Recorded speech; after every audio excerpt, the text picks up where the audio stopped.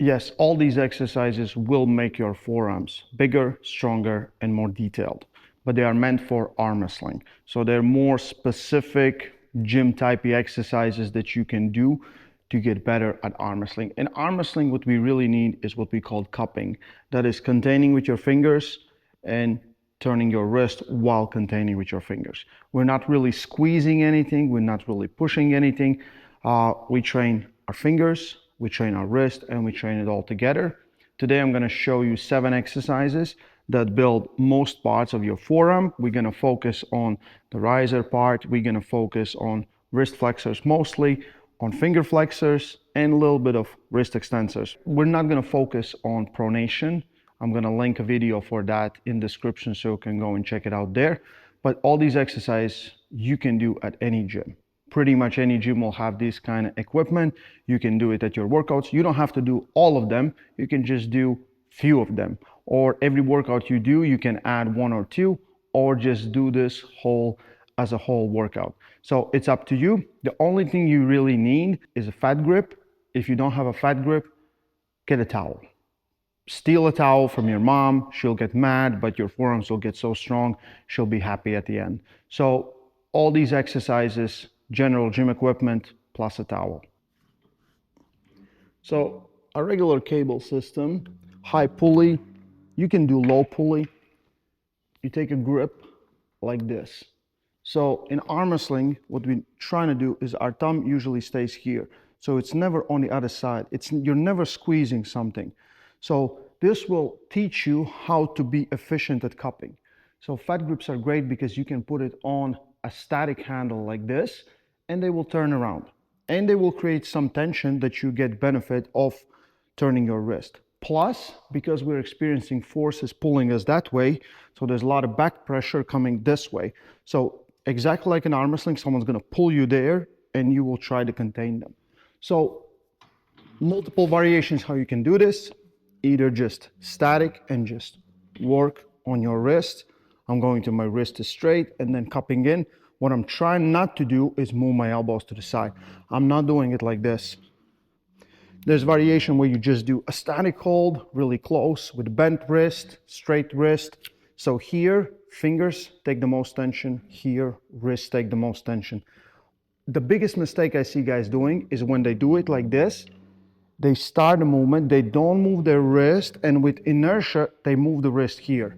I like it when you start the movement with your wrist being bent. So then the wrist has to go and fight the force all throughout the movement. So it's not just at the bottom, it's right from the go. You start with a curl and turn it in.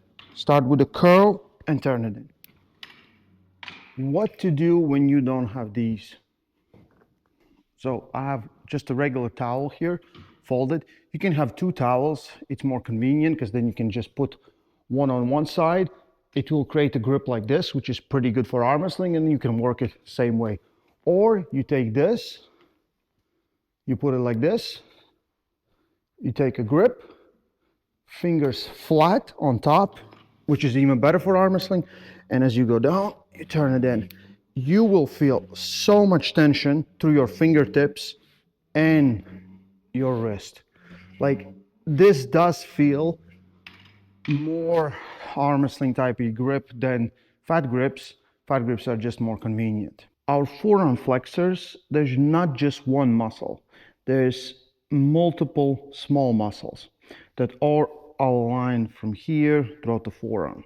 So depending on the position of your hand, so depending how it's rotated, you will have more or less tension on some of them. So exercises that create instability, where you need to activate more of these muscles together, are really beneficial. So we have a barbell, we have a decline bench, and what we're gonna do is wrist curls. Why a decline bench? Because most tension always happens when the wrist is at 90-degree angle with the ground or the floor. So if I'm doing it like this, the most tension is at the start, less tension as it goes up. So here, there's going to be a little less tension at the beginning and more tension as we break the wrist and get almost at full flexion. So most tension will be here at the end range. Barbell is great. There's not going to be a lot of stress on our fingertips. It's mostly going to be on our wrist. Take it like this, hold it here, and we curl. Very easy. I'm not trying to squeeze with my fingertips, so it's better to put the thumb on the other side where it's all in my hand and I can just work with my wrist. And you can see the barbell is shaking and moving. I have to try to keep it straight. I have to keep it level. Then all the flexors are working as I want them to be working.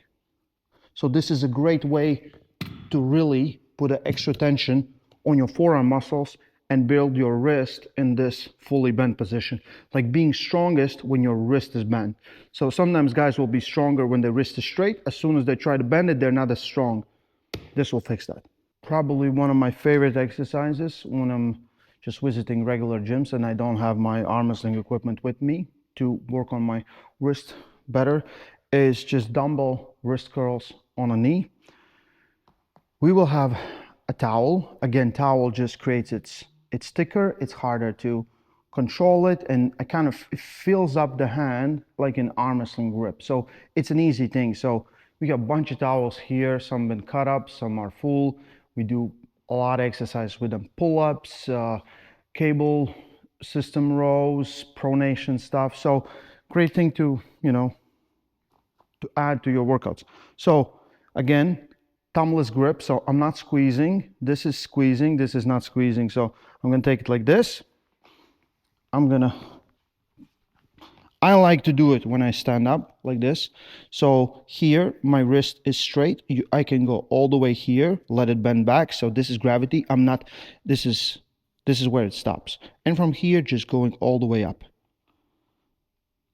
Like I feel this exercise really targets the wrist, not as much fingers, but fingers still have to contain it and hold the weight. And it's really convenient. You just can do it anywhere. So, and plus you can change the point of tension because more vertical I am, more at 90 degrees I am, more it goes on my fingers and more tension is when it's going all the way up. More I start with my wrist as straight, more tension it is at the start of the movement. So you want to build a little bit of starting strength. You keep it like this and focus here. Do a little pause at the beginning. So more here, more at the end range, more here, more at the starting point.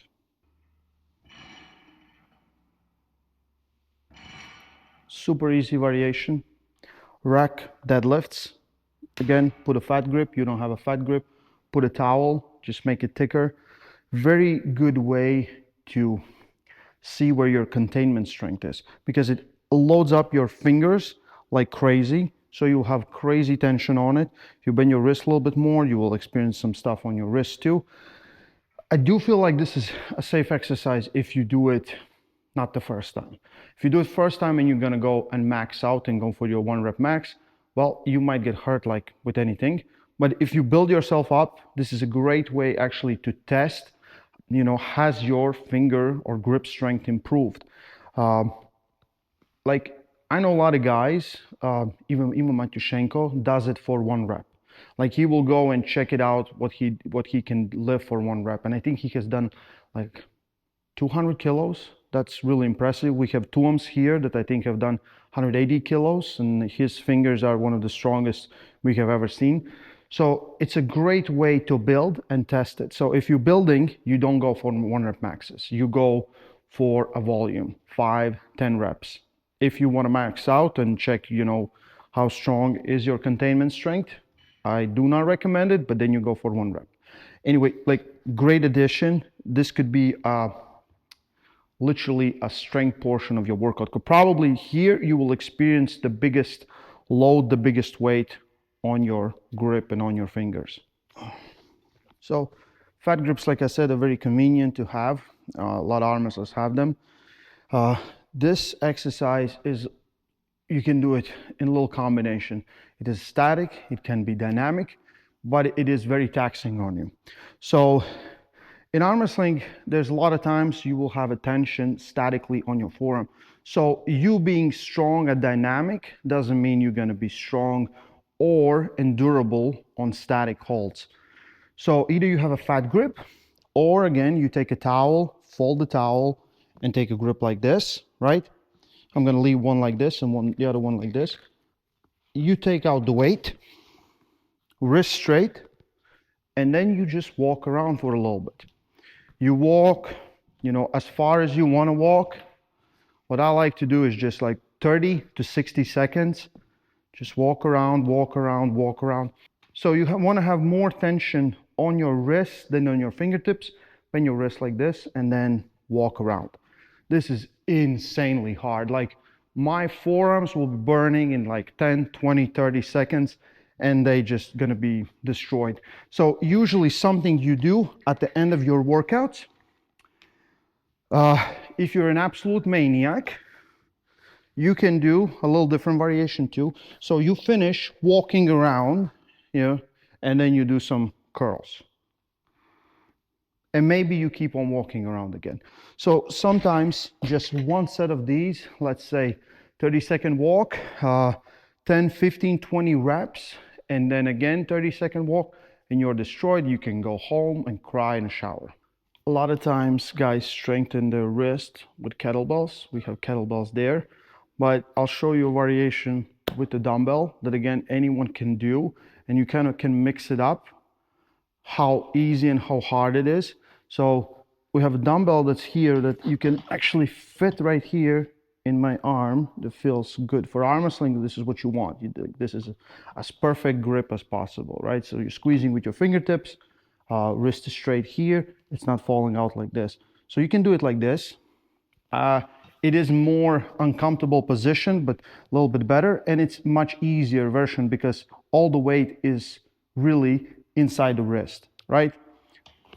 A harder version is if we keep it like this at your fingertips.